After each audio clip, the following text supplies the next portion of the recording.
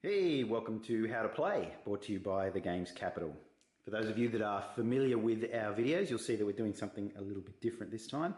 And the game we're looking at today is Kingdomino, which is a great little family game. Won the Spiel des Jahres Game of the Year this year. It's for 2 to 4 players, plays in about 15-20 minutes. And as the title would suggest, it has a definite connection to traditional dominoes, but we'll have a look at that in a moment. So first of all, let's have a look at what's in the box. Okay, so to begin with, there are these little cardboard castles. Each player will have one of these. They don't really serve any great purpose other than marking where your castle is situated on in your kingdom, but they're pretty cool. Each player will have one of these little king meeples. There are 2 of each colour. In a 2-player game, you will need 2, but generally speaking, each player has 1. There's also these little start tiles. So this is where your kingdom will begin, and each player starts the game with one of those, and they'll expand their kingdom from that tile. And then, of course, we have the main tiles in the game. Now, these are numbered from 1 to 48. There's 48 different tiles, and as you can see, they have different terrain types on them. So there's forests, lakes, deserts, mountains, and so on. Different combinations that make up these tiles. What's great about these two is that they are super thick, good quality stuff. All right, that's the components for the game. Let's have a look at how you play.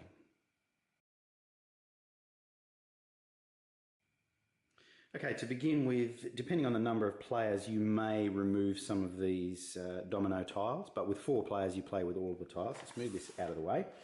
To begin with, each player will take one of the starting tiles. They'll pop their castle on it so they're ready to go. Their kingdom is going to be built out from that central spot. Then 4 dominoes are selected from the box, and then they're placed in numerical order, so lowest to highest. So they're placed out in that order next to the box. Make sure we can see them all. And they're the first 4 dominoes that are in play.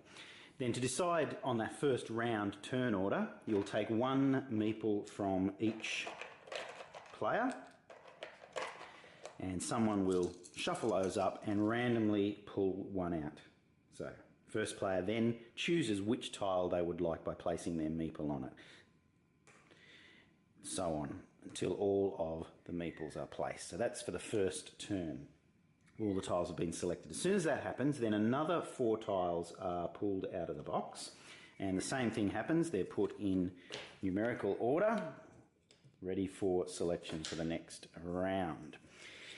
Then, whoever has selected the first tile will take that and add it to their kingdom, but immediately they will then place their meeple on the second row on a tile that they would like, whichever one they want. And that will happen so that as tiles are taken, a new one is selected, and then once all 4 of those are selected, a new 4 tiles will be placed out, and so on as the game progresses.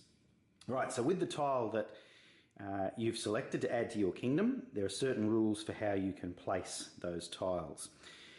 The rules are that at least one edge must match an existing tile that's already out on the board. Now, to begin with, we don't have any. The central tile acts as a wild tile, so it can have any terrain type placed up against it.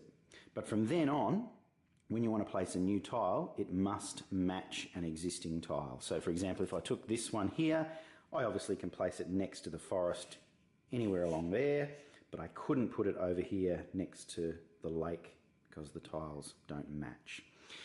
The other restriction for how you build your kingdom is that the kingdom has to be no bigger than 5 high and 5 wide. So you've just got to be a little bit careful how you place those tiles so that you can get the most tiles on the board. If you end up with gaps, too bad. Your kingdom will be not as good as it could be. All right, so the play continues until all of the tiles are used, and each player has their completed kingdom, and then a scoring takes place. So I'll explain how that works now.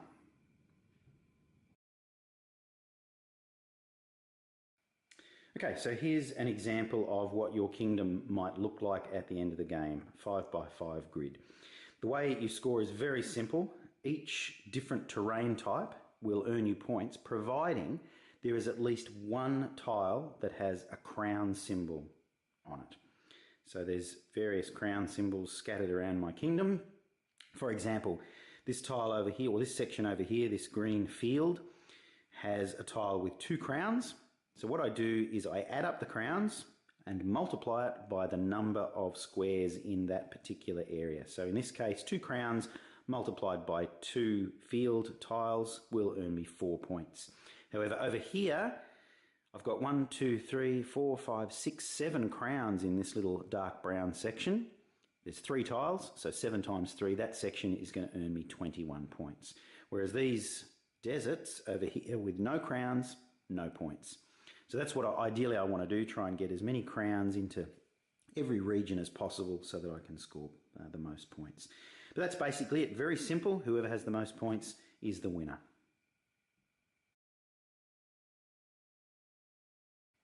So that's King Domino. A great little family game. Quick, simple to learn, but enough strategy in there to make the game quite interesting. All right, thanks for watching. Happy gaming.